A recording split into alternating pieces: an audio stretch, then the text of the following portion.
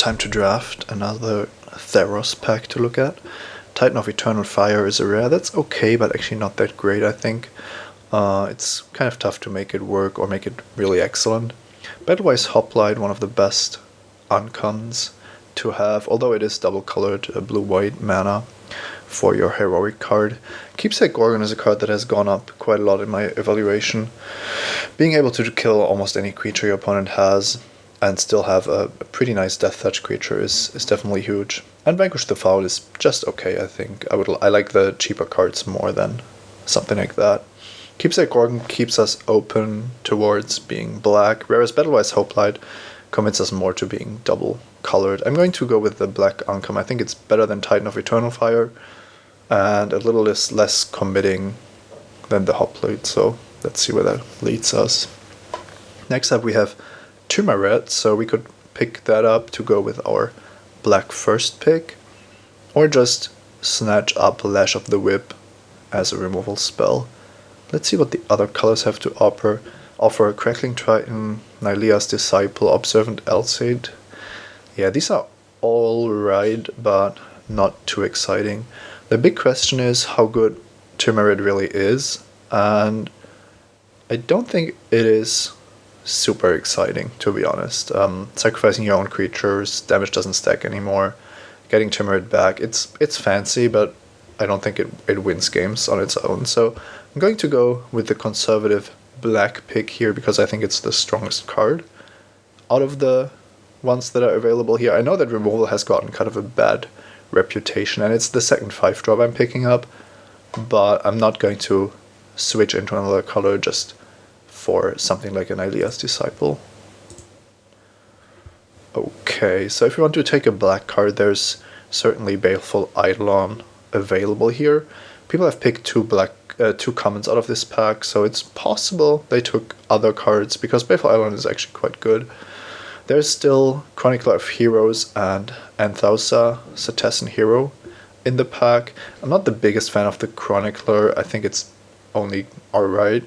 And the Hero, well, it's definitely better, but I don't like the green heroic cards all that much. So I think we have a legitimate shot at just sticking with the black cards, sending strong signals that black isn't open, and then seeing what happens. I also like the Voyaging Satyr quite a bit, although it's difficult to pick it out of a pack that also has a green rare.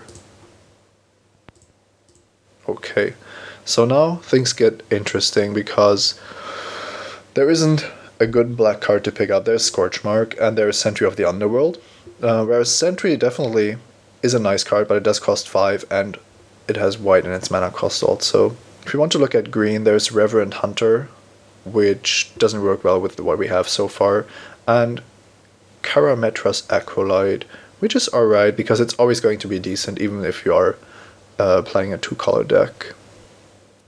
Deathbellow Raider would be a way to make this deck a little more aggressive than it currently is, and it's definitely not a bad card, but it's not a card that I like to play in the styles of decks that I like to draft. I think the pick is between Sentry, Acolyte, and Deathbellow Raider, and I'm going to go with the Acolyte because I think with the Bestow card and the Monstrosity that I already have, it's more likely that I'm going to need the mana provided by the Acolyte than anything else. And we also saw some decent green cards, so it's not unlikely that it's going to be open. This pack isn't great. Vaporkin is quite nice. Doesn't fit with what we have so far, but we probably shouldn't make that too much of an issue. And Ill-Tempered Cyclops is fine as well. I think it's a nice card to have in any red deck, simply because of this common threatening to become a 6/6. So both of these would involve not playing one of our colors, so probably ditching the Acolyte if things don't work out. And I like Vaporkin a bit better than the Cyclops. I think you can always get Cyclops, but Vaporkin is a 2-drop, and those are somewhat hard to come by. Okay, Verika's Mender is definitely high up on my list simply because of its power when it comes to the late game. Temple of Silence isn't interesting because we don't have any white cards and we aren't looking to be black-white. So I'm not going to take this land just to be able to scry. We see another Death Battle Raider, but now we are kind of committed to picking non-white, non-red cards, at least if we can help it. There's also Nylea's Presence, but that has to be worse than the Oncom here. Let's go with that. Okay, not much for us here. The best cards are probably the red ones, with Fanatic of Mogis, Borderland Minotaur, and Titan Strength. Staunch-Hearted Warrior isn't my favorite card, but I think it's better than a 6-drop. I don't really want to pick these up actively, so I'm going to go with the Warrior. Whoa, that's pretty insane. Unknown Shores is the card that I was looking at because it fits into our deck, but there's both Spearpoint Oriad and Magma Jet still in the pack, and also Sealock Monster, which definitely isn't bad, becoming an 8/8 when the game goes longer. I think that Magma Jet going 8th is kind of late. I also think that it's unlikely that we're going to play it, but the same holds for Unknown Shores. I'm just going to take it here. Who knows where things lead us, and this is still a card that you could potentially splash. Here we have Cutthroat Maneuver. I don't like tricks that cost 4. I think that's a little bit too much. And Boon of Erebos might be the better card for us. If we wanted to, we could jump into white, but then our deck just turns, just goes in a weird direction. Let's stick to the 3 colors that we've drafted so far. And here, Partner of Betrayal is kind of nice, but to be honest, we have drafted 4 colors, so we've drafted almost all the colors. Partner of Betrayal is good. The white flyers are okay, and Gainsay is really just a sideboard card. I think the Portent is quite nice. We might actually play it, and it's also going to be good against us because of our monstrous creatures. Here, I'm going to pick Fleet Feather Sandals because that might actually make our deck, although I don't think it is. Let's see, if there's a chance that we're playing the Titan Strength, I could also take that. I know that Christian Calcano has called it the best common in red, so let's just pick it up. Who knows what's going to happen. Here we have the choice between a 2/1 Trample and a Scourge Mark. Yeah, a creature is probably better than a random aura. I'm going to take the Defender here, which reveals our lack of 3-drops. And we're looking at kind of a mess here. We did pick up some late red cards, but those don't make a deck, and we passed up on the Minotaur aggressive card, so maybe that was a mistake. And black didn't really fully work out. We had the first 3 picks being black, but after that it kind of dried up. So yeah, we aren't in the best spot, but hopefully we can make something work. Here we have Shipwreck Singer, if we want to go with blue-black. We have Rescue from the Underworld, although our deck is lacking ways to really abuse the triggers you could get from it. Perforous Emissary would be a very fine red card to add to this maybe black-red deck. Sip of Hemlock and Read the Bones also competing for the black spots. So this looks like we have to decide between Perforous Emissary and one of the black cards. I don't think Anger of the Gods is all that great. When you're black-red, then all your creatures are going to die themselves, and you want to be on the offensive rather than being, trying to be controlled too much, too heavily. And even then, you probably don't want Anger of the Gods, but something else. I think the card I like most is the Creature, simply because you can have a lot of spells, you can pick up a lot of spells, you can sometimes table Sip of Hemlock, but Perforous Emissary is so efficient, and that's not something that a lot of cards, that can be said for a lot of cards in this format. Medomai the Ageless is pretty far off from being cast, so that's kind of sad. Also, Heliod's Emissary. Yeah, these two would be nice, but don't think that we can go that route at this position. But that probably means we have to be content with something that's a lot weaker. Let's see, if we hide the white and the blue, then do a Cost Sword. Now, we can't really count the green cards at this point because we've picked up some black-red cards, but the power level is quite low. So the question is if we can make a somewhat solid red-black deck out of the cards we have. And then Ill-Tempered Cyclops wouldn't be the worst. I would like a cheaper card, but at least it means that we won't be flooding out. It's a really bad second pick, but I think it's what I'm going to take here. I don't like the idea of picking up too many of the Staunch-Hearted Warriors and then trying to go for some kind of black-green heroic deck, even though you don't have ways to target your creatures and things like that. Okay, talking about green, now we get a pack with Nemesis of Mortals and a lot of great green commons, also Farika's Mender, so this is a truly awesome green pack. But once again, the green hasn't really manifested, so I don't think that we can go into that direction. I think now we are basically stuck with picking black cards, but that might be a mistake. We can still, looking at what we have, we could still say, well, the black didn't work out, let's maybe splash it, but go red-green instead. That is kind of a difficult thing, though. I really like the Balefly Eidolons, and those pull me into black, which is the case for this pack as well. I'm just going to take it, and hopefully we won't get punished for sticking to the black cards. Cavern Lampad I actually don't like all that much. I thought it was great, but playing it really didn't do all that much. And once again, we see how high the casting cost of all these creatures is. It's really difficult to get like a good 3-drop going, or to actually have some meaningful plays early on. Now, on the off chance that we are not going to be red-black, but playing green, I think our best pick out of this pack is one of the green cards, because they are so much more powerful than Setter Rambler and Cavern Lampad. And I like Nemesis of Mortals better than Nestian Asp even. This is just a 10-10 at some point in the game, and there isn't much your opponent can do against it.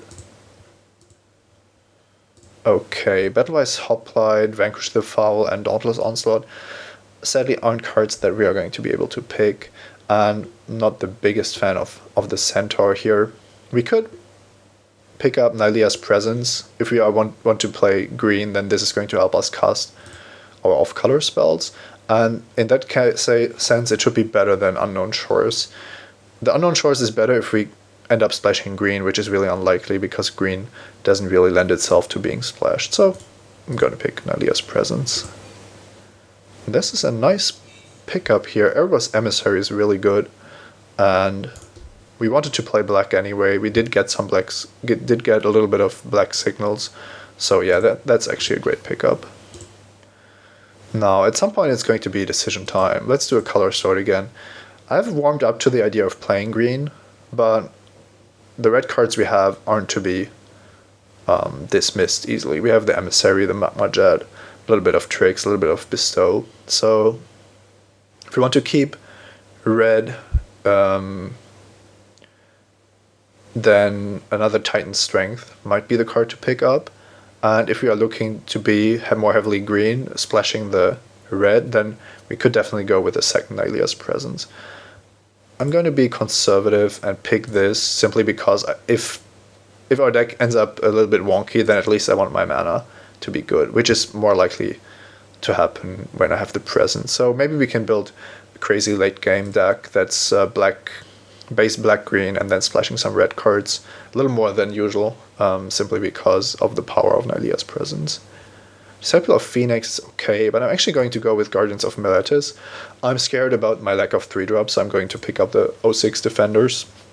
Not that I think that they are amazing, but they do block Intimidate creatures and most of the monstrous creatures before they have been activated, and that's something. So here, Rescue from the Underworld is a really late, really nice pickup. You don't have to have like the craziest combos to make it good, so I'm happy to see it here. Given how defensive our deck is, or how control-ish, I'm simply not ignore threaten effects and pick the next wall here. Can take out a Flyer or an Annul. Given that there's 3 blue cards, we are probably not weakening somebody's blue draft significantly. I'm going to take out the white card. This is something that's always interesting. To see these bounties so late is kind of confusing. I think they are still a pretty good card, but most people think otherwise. Here I'm going to take Fade into Antiquity though, because it's definitely a playable card. Vanquish the Foul is, I think, worse than Battlewise Hoplite. I'm shocked to see him here, but it's a card that we can potentially just play simply because we have 2 Annihilus Presences. Okay, things are getting interesting. Let's see where we can take this beauty of a deck. Okay, Biden of Thessa, not the rare that we wanted to see. So what we can do here is to pick up a nice red uncommon in Stonechuck Giant. Then we have Voyaging Satyr to just make our deck go a little faster. And the black cards offer Baleful Eidolon, which would be our third, probably not what we absolutely need. Disciple of Phoenix, I'm not the biggest fan of because we won't have that much devotion to black. And there is Time to Feed, which I think is an okay card to play, but not one you're absolutely happy about. I'm gonna go with the Voyaging Satyr because I think this is something that our deck is still lacking, still missing. But we do have to see that we get some removal also. Somehow cards like Sib of Hemlock didn't come around, and we did notice that black was drying up rather quickly, so we might have misread the whole table a little bit. Which means that now cards like Grey Merchant of Asphodel, which we would have liked to pick up early, are not what we are looking for anymore. We can also ignore the aggressive cards like Dragon Mantle, and even Viper's Case is probably not what we want, given that there is Rage of Perforos in the pack. I know that a lot of people don't like this card, but if it's not good in this deck, it's not good in any deck, so definitely going to pick it. Temple of Abandon is actually quite interesting because it would fix our mana very nicely and give us a scry trigger. But there is a Lightning Strike in the pack, and this is by far the best card we can pick out of this pack. It's going to be off the splash, so our mana is ambitious, but I'm not going to pass a removal when I have a removal light draft deck in front of me for a mana fixer. Burnished Heart is interesting, giving you 2 basic lands of your choice, but it's probably worse than Opaline Unicorn, which would help with our mana quite a bit. Yeah, I don't think that's close. Giving us the most powerful 3-drops ever here. Traveler's Amulet is another nice card that we could pick. Prowler's Helm has been better than I thought, making your creatures almost unblockable, but definitely not something that this deck wants. So I think it's between Traveler's Amulet and Time to Feed. And I'm going to be favoring the mana fixing here. I think our deck is turning out quite nicely, but the mana is a nightmare, so I definitely want to have as much fixing as possible. A second Erebos Emissary is one card we could take. Pharika's Cure isn't really in the running because of the double black casting cost. The alternative is Rage of Perforos, but at this point I think we can go with the Emissary. Having a second one of these is going to make our 4-drops really, really threatening, and this is just a really powerful card, so happy to see it. Okay, this is pretty much a blank. We wouldn't play the Catablipas, and March of the Returned is only good in very specific circumstances.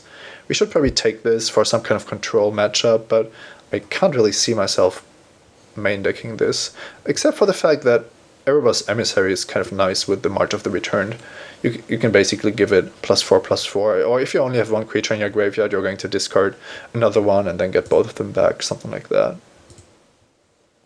Dark Betrayal looks like a nice sideboard card, but Savage Surge and Viper's Kiss are potentially main deckable. I'm not sure how much of these we want, though. Viper's Kiss is a nice way to stop monstrous. And Savage Surge is just really just a combat trick. I mean, we could play it, but it wouldn't be amazing in our deck. Yeah, maybe we are going to main deck Viper's Kiss, so let's pick that. Another Baleful Eidolon I'm just going to pick up here. I don't think you can have too many of those, so yeah, let's just play them all. We have some nice, a lot of Death Touch creatures, which is going to be good. Looks like we're getting another Viper's Kiss here. Not interested in casting Scorch Mark, so let's pick that. A third one is probably pushing it, but still much better than Wild Celebrants, especially with our mana base, so yeah, maybe main decking one of these and then having 2 in the sideboard is going to be nice. I'm not going to cast a Mnemonic Wall, but who knows? Athessa's Bounty is not completely out of the question. And that wraps up the drafting. This is going to be interesting, but I don't think it's a horrible deck. It's just going to be somewhat difficult to get all the pieces together. Okay, let's see what we can do here. So the thing is that red is most likely going to be a sideboard splash color, and that means we need the 2 Nylea's Presences and the Traveler's Amulet, the Opaline Unicorn to make it all work, which means that our deck is going to be prone to flooding because we don't have that many cards that actually do anything, which means that we should take care to only play like the highest impact cards next to the fixing, because with close to 20 mana sources we need, well, just action. The first thing is probably to see which of the red cards we definitely want in our deck. I like the Emissary and I like the Rage of Perforos. That's already 4 cards. And other than that, there is Ill-Tempered Cyclops, just a very solid card. And then Titan Strength, although I don't think that a red combat trick is going to make it on the splash. I like the Ill-Tempered Cyclops because it prevents us from flooding out. So this is definitely an option. Now, with 2 Nylea's Presences, an Opaline Unicorn, and a Traveler's Amulet, playing a single mountain already gives us 5 red sources for 4 red spells. It wouldn't be bad to play a second mountain, but that shows us that we already have a pretty good mana base, a pretty stable mana base, despite this looking a bit ambitious. Now, let's look at our main color, which is going to be black. Like I said, we probably won't have space for anything but the most efficient cards, and the bestow cards definitely part of that. Let's see. Definitely need to order that correctly. Baleful Eidolon, both good as a 2-drop and a 5-drop. We have picked up quite a lot of bestow cards, which is nice. Now, Lash of the Whip, another removal spell. Keepsake Gorgon definitely in here. Nemesis of Mortals, the Acolyte fits very well with what we're trying to do. Voyaging Satyr definitely in there as well. Fricka's Mender, and yeah, now we're looking at the cards that aren't that great anymore. We can play Flash Mad Steed, just as another 2-drop. That also works well with the Emissary because you can discard it. Then we have Staunch-Hearted Warrior, which isn't what this deck would want in general, but given that we have so many bestow creatures, it's actually quite solid, and it works well in conjunction with the Eidolons because they bestow for 5 mana. So Staunch-Hearted Warrior is probably going to make it. And after that, we might be forced to play some of the Guardians of Meletis. In a sense, they're going to be our best defenders, and they're going to work well with our curve, acting as pseudo-removal spells that can also be discarded to emissaries if you don't need them later on in the game, or if you're playing against flyers. So despite the Guardians not being the greatest card, I think those could be the card that makes this deck work the best. But them being defenders, of course, is not great with the bestow cards, to be honest. So this is our options. We have as many Guardians as we want.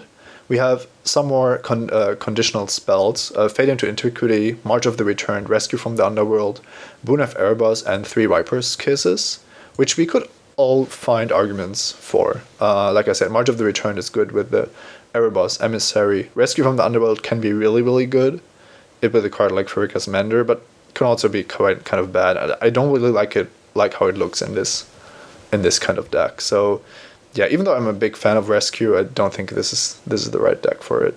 And then just some more creatures, Guardians of Meletis to kind of clog up the ground, and Ill-Tempered Cyclops, even though it's on the splash, maybe just one more card to put a bestow creature on and to threaten the opponent once the game goes longer, as flood protection as well. So yeah, how does this look? If we play both of these 4-drops, we have quite an expensive deck. Which means that putting either the Flash Mad Steed on defense or playing up to 2 Guardians would be kind of nice. Playing 17 lands means that with Traveler's Amulet we have 18 true mana sources, but also Voyaging Satyr, Karametra's Acolyte, and 2 Nelia's Presences to fix our mana and ramp up to our big spells. Yeah, the Sunshine Warrior doesn't look too amazing, but it should be good, given how our deck looks. I'm not sure if Guardians of Meletis is better than Fleshmad Steed. It's possible that Fleshmad Steed is what this deck wants more, simply because of all the bestow cards. Yeah, I think it probably is. So this leaves our 3-drop slot really, really empty, and it makes me think that we want a Guardians of Meletis in this deck. And I think the 3 cards that we should look at is Fate into Antiquity, Viper's Kiss, and Guardians of Meletis. Yeah, this is a difficult decision. I'm just going to go with the Guardians, and then we can still change things up if we see that we need something else more than a ground blocker. Okay, I've added the Ill-Tempered Cyclops, so now we definitely want 2 mountains in our deck, at least, and then we can kind of put an even amount of black and green. So with 17 lands, what we could do is play 3 mountains and then 7 swamps and 7 forests. I really want a high forest count because of Nylea's Presence. Once we've cast the Presence, we are going to have no mana issues at all, so this is a really important factor. And given that we have Traveler's Amulet, once we've drawn a mountain, we can already get the other lands. So having an additional mountain there doesn't hurt either. I think the mana base should work out quite nicely with this setup, kind of like the even split between black and green, and then having 3 mountains for a very healthy amount of red sources. Yeah, let's see how this goes. I have a feeling that we should play first with this deck because we have so much mana and such a great late game that the additional card isn't what we should be worried about. Yeah, I think we're going to play first with this deck and then see how it goes.